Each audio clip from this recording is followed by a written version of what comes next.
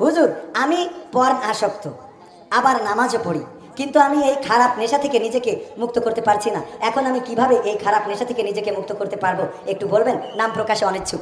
একটা ঘটনা শুধুমাত্র মাঝখানের কথাটা যদি বলি, পাথর পড়লো কূপের মুখে, বিপদে পড়ে গেল বনি ইসরাইলের 3 যুবক।